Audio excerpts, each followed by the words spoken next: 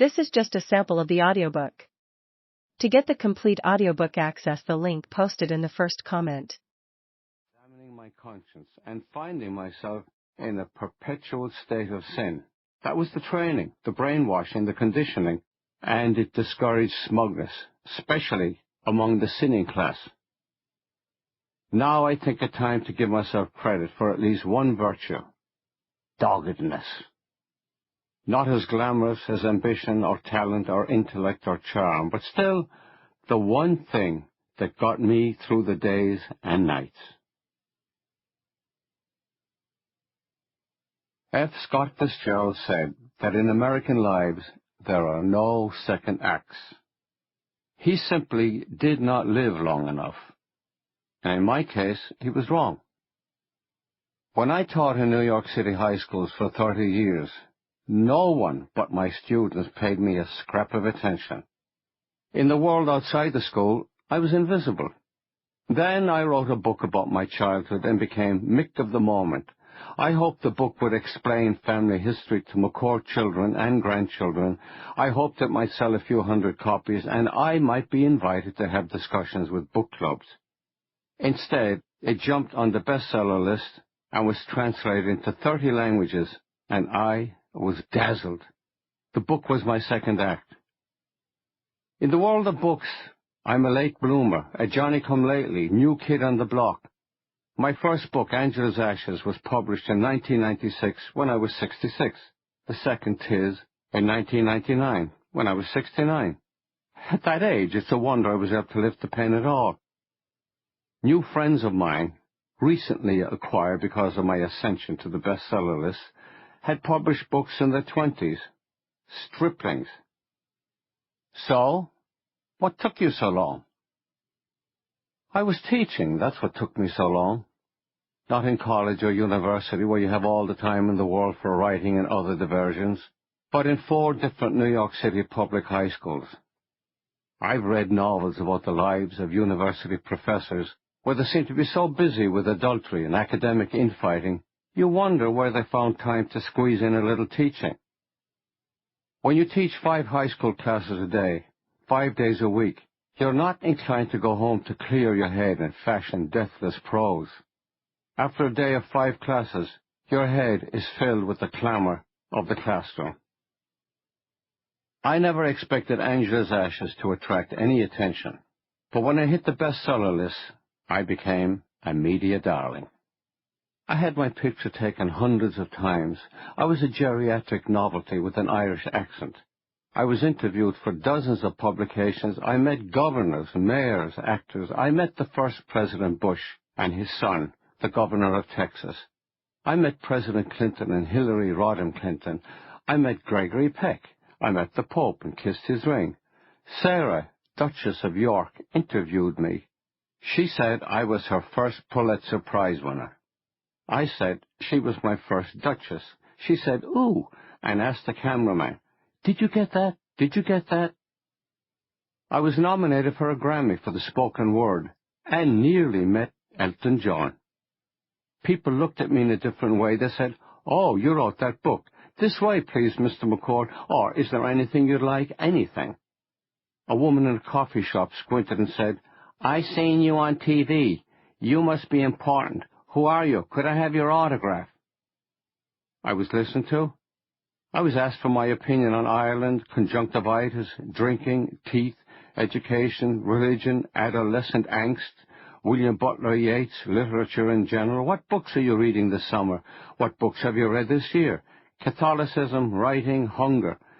I spoke to gatherings of dentists, lawyers, ophthalmologists, and of course, teachers. I traveled the world being Irish, being a teacher, an authority on misery of all kinds, a beacon of hope to senior citizens everywhere who always wanted to tell their stories. They made a movie of Angela's Ashes. No matter what you write in America, there is always talk of the movie. You could write the Manhattan telephone directory and they'd say, "So, when is the movie?" If I hadn't written Angela's Ashes, I would have died begging. Just one more year, God, just one more year, because this book is the one thing I want to do in my life, what's left of it.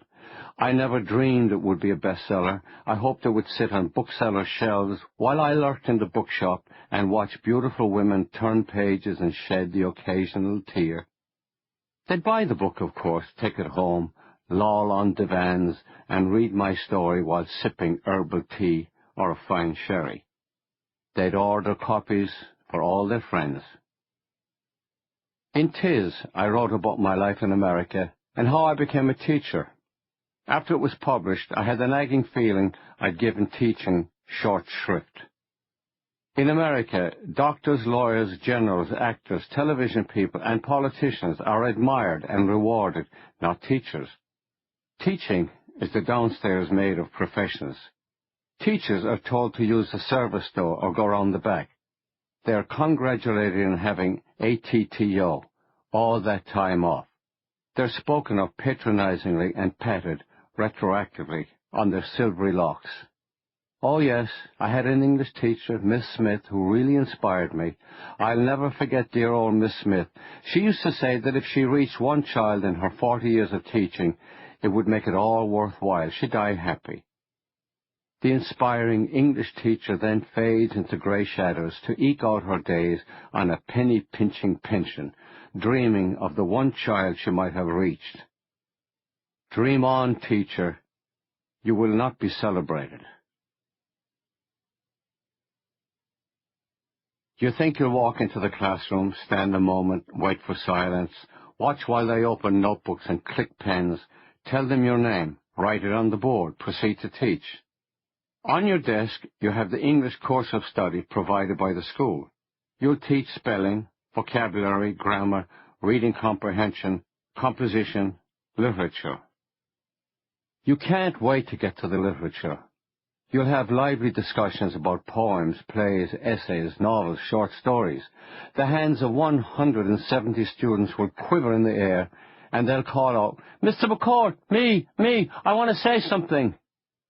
You hope they'll want to say something. You don't want them to sit gawking while you struggle to keep a lesson alive. You'll feast on the bodies of English and American literature. What a time you'll have with Carlyle and Arnold, Emerson and Thoreau.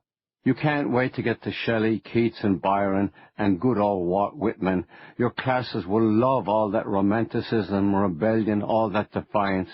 You'll love it yourself because deep down and in your dreams you're a wild romantic. You'll see yourself on the barricades. Principals and other figures of authority passing in the hallways will hear sounds of excitement from your room. They'll peer through the door window in wonder at all the raised hands, the eagerness and excitement on the faces of these boys and girls, these plumbers, electricians, beauticians, carpenters, mechanics, typists, machinists. You'll be nominated for awards, Teacher of the Year, Teacher of the Century. You'll be invited to Washington. Eisenhower will shake your hand. Newspapers will ask you, a mere teacher, for your opinion on education. This will be big news. A teacher asks for his opinion on education. Wow. You'll be on television. Television. Imagine. A teacher on television.